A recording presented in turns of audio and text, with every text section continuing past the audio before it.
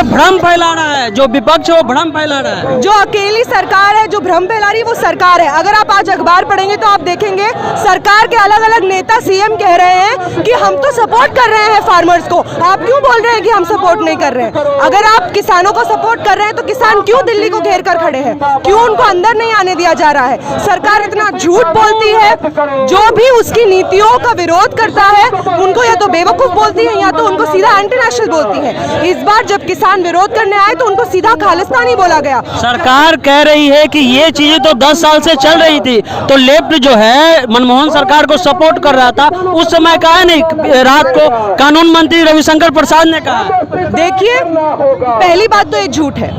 जो किसान बिल इस बार पास हुआ है उसमें जो भी अलग अलग अधिनियम है, चाहे वो एमएसपी के साथ छेड़छाड़ हो, चाहे वो सरकार का जो किसानों की खेती है उसको खपत करने की जो जरूरत होती है, जो सरकार को खरीदना पड़ता है, उसको रद्द करना हो, चाहे कॉर्पोरेटों को जबरदस्ती खेती में घुसेड़ना हो, ये सब चीज इस कृषि बिल में पास हुई है।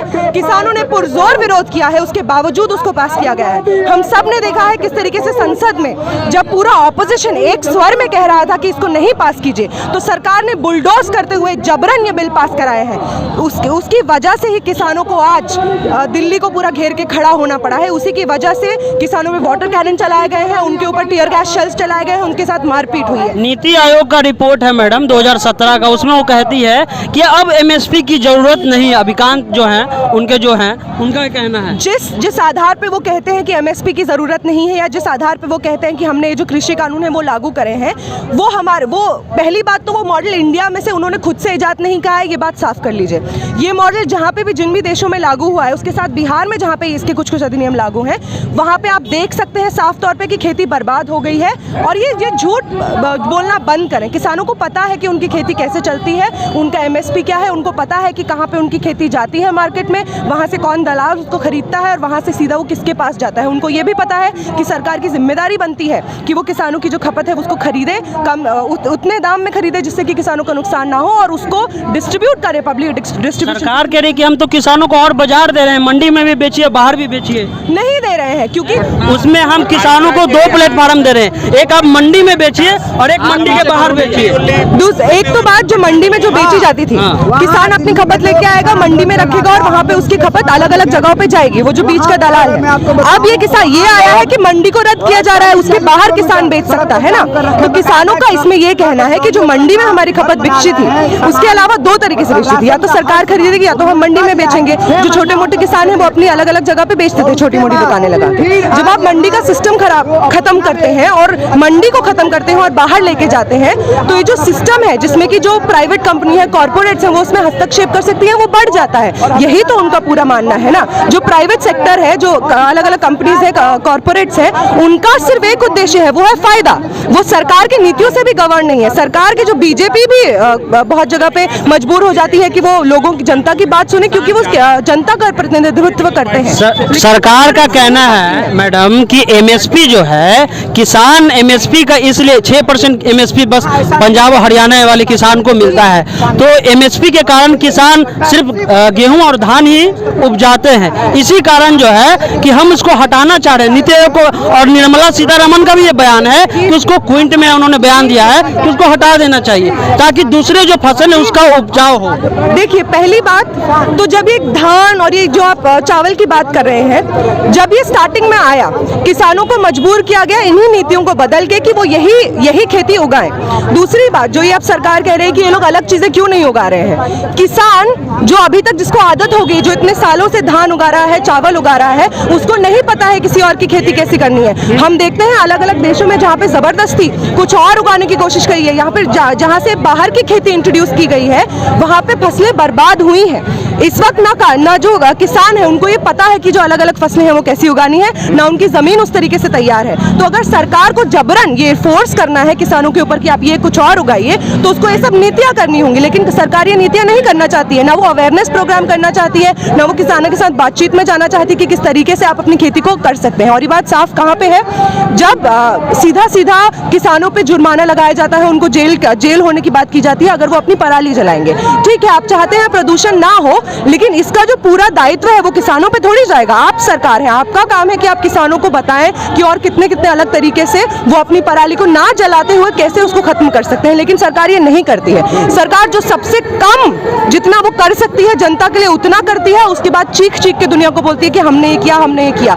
उसकी जो असली जिम्मेदारी है कि किसान अगर कुछ भी, अगर किसानों को दूसरी खेती उगानी है तो किसका जिम्मेदारी बनता है? सरकार। किसान का सोल्व करने के लिए आए हैं, किसान को सोल्व करने के लिए आए हैं, तीनों वापस लेने के लिए, तीनों कानून है, तीनों कानून वापस लेने के लिए। अपने से है कि कोई भेजा है? नहीं, हम लोग पार्टी का आदमी है। पार्टी का आदमी? हाँ। कौन पार्टी के हैं? मालिक है, माले दीपंकर जी वाला? जी वाला। इस बार तो आप लोग का खूब बम बम रहा। हाँ, बम रहा। हाँ, 12 को आया, 12 को आया, टोटल 19 को आया। 19 को आया। हाँ? हाँ, टोटल 19 को आया। कहाँ के रहने वाले हैं? हम बैरिया के। बैरिया। हाँ। क्या लग रहा है कि इससे आप लोग जो प्रोटेस्ट निकाली हैं उसका कोई फायदा है? फायदा नहीं है, जब लोग मतलब वापस नहीं लेगा तब लोग हम लोग रोडे पर रहेंगे। सवेरे कुछ खा पी के आए हैं कि खा के आए हैं, खा के हैं हम लोग ले रोटी भी खा के आए ना, पानी पी के आए हैं, सूखल रोटी खा के आए हैं? सूखल रोटी खा के आए हैं। क्या करे गरीब आदमी, क्या करेगा? मेवा मिष्ठान खाएगा तो पेट भरेगा, घर में रहेगा तो रोड पर रहेगा तब ना पेट भरेगा। और क्या? अच्छा ये बताइए चाची कि आप रोड पे झंडा लेके निकल गई तो मोदी जी सुन जाएंगे? मोदी ना सुने, काहे नहीं सुनेंगे? सुनना पड़ेगा उनको, देना पड़ेगा, वापस लेना पड़ेगा। क्यों लेना पड़ेगा? और क्या? नहीं लेंगे तो क्यों नहीं लेंगे? रोड पर रहेगा। 6 महीना धरना देंगे, साल भर धरना देंगे। 6 महीना? काम धंधा सब छोड़ के, जारी रहेगा भाई साहब, सब छोड़ के। महीना हम यहीं रहेंगे, बैठे रहेंगे, किसी का नहीं सुनेंगे। तभी आप डाकबंगला चौराहा पे हैं, लिफ्ट भी आ गया है, विपक्षी पार्टी का बंद है, समर्थन है, उसके साथ लिफ्ट भी आ गया है। और भी हमारे साथ नेता हैं, हमारे साथ क्या नाम है सर आपका? अखिल भारतीय किसान महासभा। कृपा नारायण सिंह, पटना जिला के सचिव हैं। कहाँ पे खेती उती करते हैं? हाँ, खेती है, मेरा 5 बीघा का खेती करते हैं। कहाँ पे सर? नवतपुर प्रखंड। नवतपुर जी। कहाँ समस्या आ रही है सर? क्या लग रहा है, क्या किस बात से आप लोगों को दिक्कत है? सबसे पहला बात है कि जो 3 बिल किसानों के लिए लाए हैं और मोदी कहते हैं कि हम किसानों को मतलब लाभ पहुंचाएंगे, लेकिन किसान तो ये मांगा नहीं है मोदी जी से। और जो किसान मांग रहे हैं वो काहे नहीं देते हैं? अगर किसान के प्रिय हैं, अगर वो भक्त हैं, तो किसान जो मांग रहा है पूरा देश का, वो किसानों की मांग को पूरा करें। हम में फैलाया जा रहा है? जी नहीं, वो खुदे भ्रम में है। और अडानी अडवाणी के नेतृत्व में ये जो मोदी हैं वो खुदे भ्रमित हैं और उनको लाभ पहुंचाने के लिए सारा कानून बना रहे हैं। सरकार कह रही है कि भ्रम फैलाया जा रहा है। वो सफेद झूठ है, ये सही नहीं है। सरकार जो है मजदूरों किसानों को भरमाने का कोशिश कर रही है, इसलिए जबरदस्त आंदोलन चल रहा है। आंदोलन की धार देखिए, पूरा दिल्ली बंद है, पूरे आज भारत बंद है। बिहार के सड़कों पर जो बिहार का राजधानी डाकबंगला चौराहा देख रहे हैं ना, पूरा तरह से बंद है, आवागमन सब ठप पड़ा हुआ है। यह जब संकेत बताता है कि बिहार के मजदूर किसान बड़ी आक्रोशित है। यह नरेंद्र मोदी की सरकार, अदानी और कारपोरेट घराने की सरकार है। यह सरकार जब तक बिल वापस नहीं दे, हमारा आंदोलन जारी रहेगा। सरकार रविदास थे, फुलवाड़ी विधानसभा के विधायक हैं। उनका कहना है कि ये सरकार अंडानी और अंबानी की सरकार है। अगर एक बिस्कुट का जो है रेट तय है तो फसलों का रेट तय क्यों नहीं है? सरकार इसके सिवा और बोल क्या सकती है?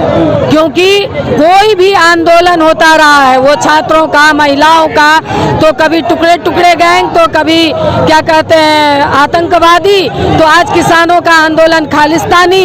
तो इस तरह से वो इसके सिवा, जबकि पूरे देश के मजदूर हो, किसान हो, तमाम लोग आंदोलन कर उतर गए हैं और इनके साथ इनकी मांगों को मानने के बजाय वार्ता के जरिए वो टाइम पास करने में लगी हुई है। जब किसान साफ साफ इस बात को बोल रहे हैं कि ये किसान विरोधी है, जो इस किसानों के लिए आप कानून बना रहे हो वो किसान पूरे सड़कों पे उतरे हुए हैं, वो विरोध कर रहे हैं, तो आप कैसा कानून बना रहे हो?